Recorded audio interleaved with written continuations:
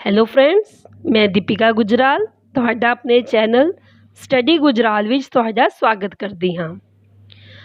ਅੱਜ ਮੈਂ ਤੁਹਾਨੂੰ ਪੰਜਾਬ ਬੋਰਡ +2 ਦੇ ਲਾਜ਼ਮੀ ਵਿਸ਼ਾ ਪੰਜਾਬੀ ਦੀ ਕਹਾਣੀ ਕਰਾਉਣ ਜਾ ਰਹੀ ਹਾਂ, ਜਿਸ ਦਾ ਨਾਮ ਹੈ ਸਾਂਝ। ਸਾਂਝ ਕਹਾਣੀ ਪੰਜਾਬੀ ਦੇ ਪ੍ਰਸਿੱਧ ਕਹਾਣੀਕਾਰ ਸੁਜਾਨ ਸਿੰਘ ਦੀ ਰਚਨਾ ਹੈ। ਇਸ ਵਿੱਚ ਕਹਾਣੀਕਾਰ ਨੇ ਇਹ ਦੱਸਿਆ ਹੈ ਕਿ ਕਿਸ ਤਰ੍ਹਾਂ ਹਮਦਰਦੀ ਦੇ ਭਾਵ ਇੱਕ ਦੂਜੇ ਵਿੱਚ ਸਾਂਝ ਪੈਦਾ ਕਰ ਦਿੰਦੇ ਨੇ। ਅਸੀਂ ਇੱਕ ਦੂਜੇ ਮਨੁੱਖ ਨੂੰ ਮਨੁੱਖ ਦੇ ਰੂਪ ਵਿੱਚ ਪਛਾਣਨ ਲੱਗ ਜਾਂਦੇ ਹਾਂ। ਕਹਾਣੀਕਾਰ ਦੇ ਕਹਿਣ ਦਾ ਅਰਥ ਇਹ ਹੈ ਕਿ ਜੇਕਰ ਇੱਕ ਵਿਅਕਤੀ ਦੂਸਰੇ ਵਿਅਕਤੀ ਨਾਲ ਹਮਦਰਦੀ ਦਾ ਭਾਵ ਰੱਖੇ ਤਾਂ ਉਹਨਾਂ ਦੋ ਵਿਅਕਤੀਆਂ ਦੀ ਆਪਸ ਵਿੱਚ ਸਾਂਝ ਪੈ ਜਾਂਦੀ ਹੈ। ਕਹਾਣੀ ਵਿੱਚ ਅਸੀਂ ਦੇਖਦੇ ਹਾਂ ਕਿ ਪ੍ਰੋਫੈਸਰ ML ਮਲਹੋਤਰਾ ਕੁਝ ਸੋਚਦੇ ਕਾਲਜ ਵਿੱਚੋਂ ਨਿਕਲੇ। ਉਹਨਾਂ ਨੂੰ ਕੁਝ ਰਸਤਾ ਕੱਚਾ ਮਿਲਿਆ। ਕੱਚੇ ਰਸਤੇ ਤੋਂ ਉੱਚੇ ਨੀਵੇਂ ਹੋਣ ਦੇ ਬਾਅਦ ਉਹਨਾਂ ਨੇ ਪੱਕੀ ਸੜਕ ਉੱਤੇ ਜਾਣਾ ਸੀ।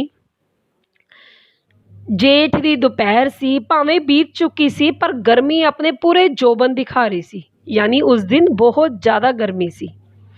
ਗੁਰਦੁਆਰੇ ਦੇ ਵੱਡੇ ਦਰਵਾਜ਼ੇ ਦੇ ਬਾਹਰ ਇੱਕ ਧਰੇਕ ਹੇਠ ਕੁਝ ਸਵਾਰੀਆਂ ਬੱਸ ਉਡੀਕ ਰਹੀਆਂ ਸੀ।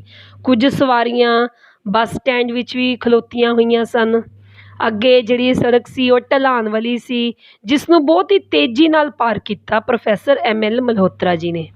ਉਹਨਾਂ ਨੇ ਇੰਨੀ ਤੇਜ਼ੀ ਨਾਲ ਪਾਰ ਕੀਤਾ ਕਿ ਪ੍ਰੋਫੈਸਰ ਨੇ ਬਾਅਦ ਵਿੱਚ ਰੇਲਵੇ ਦਾ ਫਾਟਕ ਵੀ ਪਾਰ ਕੀਤਾ ਤੇ ਅੱਗੇ ਚਲੇ ਗਏ। ਗਰਮੀ ਕਾਰਨ ਸੜਕ ਦੀ ਲੁੱਕ ਬਿਲਕੁਲ ਪਿਘਲੀ ਹੋਈ ਸੀ। ਪ੍ਰੋਫੈਸਰ ਪਸੀਨੇ ਪਸੀਨ ਹੋ ਚੁੱਕੇ ਸੀ। ਇੰਨੇ ਨੂੰ ਇੱਕ ਲਾਲ ਚੀਰੇ ਵਾਲਾ ਨੌਜਵਾਨ ਸਾਈਕਲ ਬਹੁਤ ਤੇਜ਼ ਚਲਾਉਂਦਾ ਹੋਇਆ ਉਸਦੇ ਕੋਲੋਂ ਲੰਘਿਆ। ਪ੍ਰੋਫੈਸਰ ਸੋਚ ਰਿਹਾ ਸੀ ਕਿ ਪਤਾ ਨਹੀਂ ਉਸ ਕਿਸਾਨ-ਨੁਮਾ ਸਾਈਕਲ ਸਵਾਰ ਨੂੰ ਕੀ ਇੰਨੀ ਜਲਦੀ ਪਈ ਹੋਈ ਹੈ। ਪਹਿਲਾਂ ਤਾਂ ਉਸਨੇ ਸੋਚਿਆ ਕਿ ਉਹ ਸਾਈਕਲ ਤੇਜ਼ ਕਰਕੇ ਉਸ ਤੋਂ ਅੱਗੇ ਲੰਘ ਜਾਵੇ, ਪਰ ਪਿੱਛੋਂ ਉਸਨੇ ਇਹ ਖਿਆਲ ਛੱਡ ਦਿੱਤਾ। ਉਸਨੂੰ ਇੱਕ ਭਾਰਤੀ ਲੀਡਰ ਦਾ ਇਹ ਕਥਨ ਯਾਦ ਆ ਰਿਹਾ ਸੀ ਕਿ ਅੱਜ ਜਦੋਂ ਦੂਜੇ ਦੇਸ਼ਾਂ ਵਿੱਚ ਹਵਾਈ ਜਹਾਜ਼ਾਂ ਤੇ ਕਾਰਾਂ ਦਾ ਯੁੱਗ ਆ ਗਿਆ, ਉੱਥੇ ਭਾਰਤ ਅਜੇ ਸਾਈਕਲ ਯੁੱਗ ਤੱਕ ਹੀ ਪਹੁੰਚਿਆ ਹੈ। ਬਾਅਦ ਵਿੱਚ ਲੇਖਕ ਨੇ ਸੋਚਿਆ ਕਿ ਭਾਰਤ ਅਜੇ ਸਾਈਕਲ ਯੁੱਗ ਵਿੱਚ ਵੀ ਪਹੁੰਚਿਆ ਨਹੀਂ, ਕਿਉਂਕਿ ਸਾਈਕਲ ਵੀ ਇੱਥੇ ਕੁਝ ਕੁ ਲੋਕਾਂ ਦੇ ਕੋਲ ਹੈ। ਭਾਰਤ ਤਾਂ ਹਲੇ ਸਾਈਕਲ ਯੁੱਗ ਵਿੱਚ ਵੀ ਨਹੀਂ ਆਇਆ। ਇਸ ਕਰਕੇ ਉਸਨੂੰ ਇਹ ਕਹਿਣਾ ਗਲਤ ਜਾਪਿਆ ਕਿ ਸਾਈਕਲ ਗਰੀਬ ਦੀ ਸਵਾਰੀ ਹੈ। ਇਸ ਤੋਂ ਉਸਨੂੰ ਆਪਣੀ ਗਰੀਬੀ ਦਾ ਵੀ ਅਹਿਸਾਸ ਹੋਇਆ, ਜੋ ਕਿ ਉਸਦੇ ਚਿੱਟੇ ਕੱਪੜਿਆਂ ਵਿੱਚ ਲੁਕੀ ਹੋਈ ਸੀ, ਕਿਉਂਕਿ ਉਹ ਪ੍ਰੋਫੈਸਰ ਸੀ। ਉਹਨਾਂ ਨੇ ਕੱਪੜੇ ਬਹੁਤ ਸੁੰਦਰ ਪਾਏ ਹੋਏ ਸੀ ਤੇ ਅੰਦਰ ਉਹਨਾਂ ਦੇ ਗਰੀਬੀ ਛੁਪੀ ਹੋਈ ਸੀ। ਇਹਨਾਂ ਨੂੰ ਇੱਕ ਬੱਸ ਧੂਲ ਉਡਾਉਂਦੀ ਹੋਈ ਉਸਦੇ ਕੋਲੋਂ ਲੰਘੀ। ਉਸਨੂੰ ਆਪਣੇ ਮੋਹਰੇ ਇੱਕ ਤੀਵੀਂ ਤੁਰੀ ਜਾਂਦੀ ਦੀ ਸੀ। ਪ੍ਰੋਫੈਸਰ ਨੂੰ ਇੰਝ ਜਾਪਿਆ ਕਿ ਜਿਵੇਂ ਉਸ ਤੀਵੀਂ ਨੇ ਕਿਸਾਨ ਸਾਈਕਲ ਸਵਾਰ ਨੂੰ ਕੁਝ ਕਿਹਾ ਸੀ, ਪਰ ਉਸਨੇ ਉਸ ਵੱਲ ਦੇਖਣ ਮਗਰੋਂ ਸਾਈਕਲ ਅੱਗੇ ਲੰਘਾ ਲਿਆ। ਜਦੋਂ ਪ੍ਰੋਫੈਸਰ ਉਸ ਤੀਵੀਂ ਕੋਲ ਪੁੱਜਾ ਤਾਂ ਉਸਨੇ ਉਸਨੂੰ ਵੀ ਆਪਣੇ ਨਾਲ ਲਿਜਾਣ ਦੀ ਬੇਨਤੀ ਕੀਤੀ, ਪਰ ਪ੍ਰੋਫੈਸਰ ਰੁਕੇ ਨਹੀਂ। ਇੱਕ ਨਜ਼ਰ ਦੇਖ ਕੇ ਉਹ ਅੱਗੇ ਵੱਧ ਗਏ। ਅੱਧੇ ਰਸਤੇ ਉੱਤੇ ਜਾ ਕੇ ਉਹਨਾਂ ਦਾ ਸਾਈਕਲ ਰੁਕ ਗਿਆ। ਉਸਨੂੰ ਲਾਲ ਚੀਰੇ ਵਾਲਾ ਸਾਈਕਲ ਸਵਾਰ ਪੱਥਰ ਦਿਲ ਜਾਪਿਆ। ਹੁਣ ਪ੍ਰੋਫੈਸਰ ਨੂੰ ਆਪਣਾ ਆਪ ਵੀ ਚੰਗਾ ਨਾ ਲੱਗਿਆ। ਉਹਨਾਂ ਨੇ ਕਿਹਾ ਕਿ ਮੈਂ ਇੱਕ ਮੁਹਤਾਜ ਦੀ ਮਦਦ ਕਰਨ ਦੀ ਥਾਂ ਅੱਗੇ ਲੰਘ ਆਇਆ ਹਾਂ, ਇਹ ਤਾਂ ਗਲਤ ਹੈ। ਉਹ ਵਾਪਸ ਗਏ ਮਾਈ ਕੋਲ। ਪੁੱਛਣ 'ਤੇ ਪਤਾ ਲੱਗਾ ਕਿ ਮਾਈ ਨੇ ਬਾਗਾਂ ਵਾਲੇ ਕੋਲ ਜਾਣਾ ਹੈ। ਪ੍ਰੋਫੈਸਰ ਨੇ ਸਮਝਿਆ ਕਿ ਮਾਈ ਨੇ ਉਸ ਸ਼ਹਿਰ ਜਾਣਾ ਹੈ ਜਿਹੜੇ ਉੱਥੇ ਮੀਲ ਕੁ ਵਿੱਥ ਸੀ, ਪਰੰਤੂ ਬਾਗਾਂ ਵਾਲਾ ਤਾਂ ਉੱਥੇ 9 ਮੀਲ ਸੀ। ਮਾਈ ਬਹੁਤ ਬੁੱਢੀ ਸੀ, ਬਹੁਤ ਕਮਜ਼ੋਰ ਸੀ।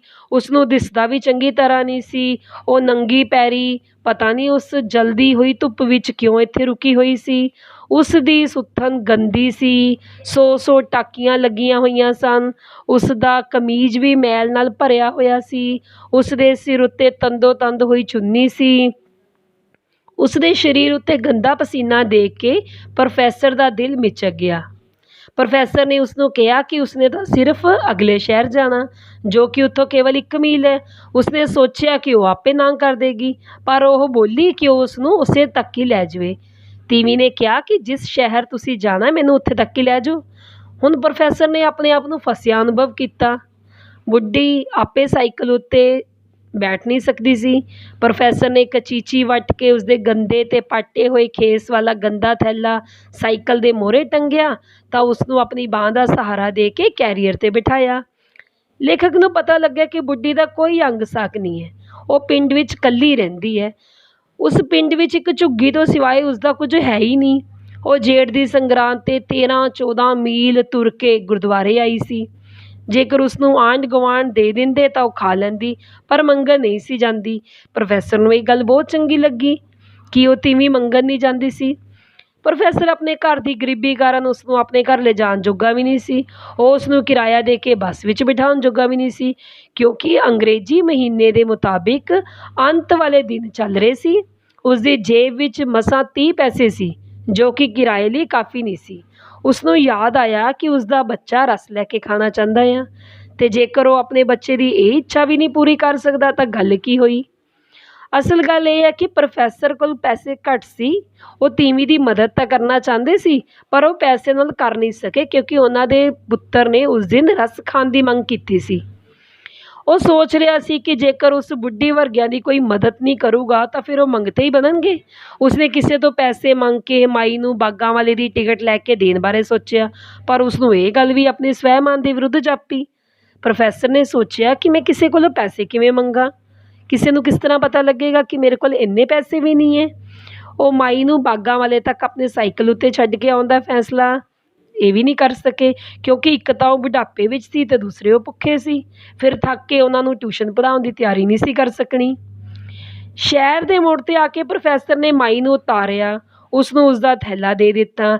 ਇੰਨੇ ਨੂੰ ਬਾਗਾਂ ਵਾਲੇ ਦੀ ਬੱਸ ਆਈ ਅਤੇ ਚਲੀ ਗਈ। ਪ੍ਰੋਫੈਸਰ ਕੁਛ ਨਾ ਕਰ ਸਕੇ। ਪ੍ਰੋਫੈਸਰ ਮਾਈ ਦੀ ਪੈਸੇ ਨਾਲ ਸਹਾਇਤਾ ਨਹੀਂ ਕਰ ਸਕੇ। ਜਦੋਂ ਤੁਰਨ ਲੱਗੇ ਤਾਂ ਲਾਲ ਚੀਰੇ ਵਾਲਾ ਸਾਈਕਲ ਸਵਾਰ ਸ਼ਹਿਰੋਂ ਵਾਪਸ ਆ ਰਿਹਾ ਸੀ। ਉਸਨੇ ਮਾਈ ਨੂੰ ਕਿਹਾ ਕਿ ਉਹਦਾ ਕੰਮ ਛੇਤੀ ਮੁੱਕ ਗਿਆ ਹੈ, ਹੁਣ ਉਸਦੇ ਸਾਈਕਲ 'ਤੇ ਬੈਠ ਜਾਵੇ। ਉਸਨੇ ਤਾਂ ਬਾਗਾਂ ਵਾਲੇ ਜਾਣਾ ਸੀ, ਪਰ ਉਸਨੂੰ ਅੱਗੇ ਜਾ ਕੇ ਉਹਨਾਂ ਦੇ ਪਿੰਡ ਵੀ ਛੱਡ ਆਏਗਾ। ਹੁਣ ਪ੍ਰੋਫੈਸਰ ਨੇ ਆਪਣਾ ਸਾਈਕਲ ਰੋਕ ਕੇ ਮਾਈ ਨੂੰ ਚੁੱਕ ਕੇ ਲਾਲ ਚੀਰੇ ਵਾਲੇ ਦੇ ਸਾਈਕਲ ਉੱਤੇ ਬਿਠਾ ਦਿੱਤਾ। ਉਸਦਾ ਥੈਲਾ ਉਹਦੇ ਸਾਈਕਲ ਦੇ ਹੈਂਡਲ ਨਾਲ ਲਮਕਾਤਾ। ਚੀਰੇ ਵਾਲੇ ਨੇ ਪ੍ਰੋਫੈਸਰ ਵੱਲ ਇਸ ਤਰ੍ਹਾਂ ਤੱਕਿਆ ਜਿਵੇਂ ਉਸ ਨੂੰ ਓਪਰਾ ਸਮਝਦਾ ਸੀ, ਪਰ ਉਹ ਆਪਣਾ ਹੀ ਨਿਕਲ ਆਇਆ ਹੋਵੇ। ਉਹ ਮੂੰਹੋਂ ਕੁਝ ਨਾ ਬੋਲਿਆ। ਅੱਖਾਂ ਹੀ ਅੱਖਾਂ ਨਾਲ ਉਹਨਾਂ ਨੇ ਪ੍ਰੋਫੈਸਰ ਨਾਲ ਸਾਂਝ ਪਾ ਲਈ, ਅਤੇ ਇਸ ਸਾਂਝ ਨਾਲ ਪ੍ਰੋਫੈਸਰ ਨੇ ਮਹਿਸੂਸ ਕੀਤਾ ਜਿਵੇਂ ਉਸਨੇ ਆਪਣੇ ਘਾਟੇ ਨੂੰ ਪੂਰਾ ਕਰ ਲਿਆ ਹੋਵੇ। ਪ੍ਰੋਫੈਸਰ ਨੂੰ ਇੰਝ ਲੱਗ ਰਿਹਾ ਸੀ ਕਿ ਬੁੱਢੀ ਦੀ ਮਦਦ ਕਰਨੀ ਚਾਹੀਦੀ ਹੈ, ਪਰ ਕਿਸੇ ਤਰ੍ਹਾਂ ਵੀ ਉਹ ਸਹਾਇਤਾ ਕਰ ਨਾ ਸਕੇ। ਜਦੋਂ ਲਾਲ ਚੀਰੇ ਵਾਲੇ ਸਾਈਕਲ ਸਵਾਰ ਨੇ ਬੁੱਢੀ ਦੀ ਸਹਾਇਤਾ ਕਰ ਦਿੱਤੀ ਤਾਂ ਹੁਣ ਪ੍ਰੋਫੈਸਰ ਨੂੰ ਇੰਝ ਜਾਪ ਰਿਹਾ ਸੀ ਜਿਵੇਂ ਉਹਨਾਂ ਦਾ ਜੋ ਘਾਟਾ ਸੀ ਉਹ ਪੂਰਾ ਹੋ ਗਿਆ ਹੈ, ਅਤੇ ਉਹਨਾਂ ਦੀ ਸਾਈਕਲ ਸਵਾਰ ਨਾਲ ਸਾਂਝ ਜੀ ਪੈ ਗਈ ਸੀ। ਫਰੈਂਡਸ, ਜੇਕਰ ਤੁਹਾਨੂੰ ਇਸ ਕਹਾਣੀ ਨਾਲ ਰਿਲੇਟਿਡ ਕੋਈ ਵੀ ਪ੍ਰੋਬਲਮ ਹੈ ਤਾਂ ਤੁਸੀਂ ਮੈਨੂੰ ਦੱਸੋ। ਮੈਂ ਤੁਹਾਡੇ ਡਾਊਟਸ ਕਲੀਅਰ ਕਰਾਂਗੀ, ਤੁਹਾਡੇ ਡਾਊਟਸ ਕਲੀਅਰ ਕਰਨ ਦੀ ਪੂਰੀ ਕੋਸ਼ਿਸ਼ ਕਰਾਂਗੀ। ਅਤੇ ਜੇਕਰ ਤੁਹਾਨੂੰ ਮੇਰੀ ਇਹ ਵੀਡੀਓ ਯੂਜ਼ਫੁਲ ਲੱਗੀ ਹੈ ਤਾਂ ਤੁਸੀਂ ਮੈਨੂੰ ਸਬਸਕ੍ਰਾਈਬ ਕਰੋ, ਮੇਰੇ ਚੈਨਲ ਨੂੰ ਲਾਈਕ ਕਰੋ। Thank you.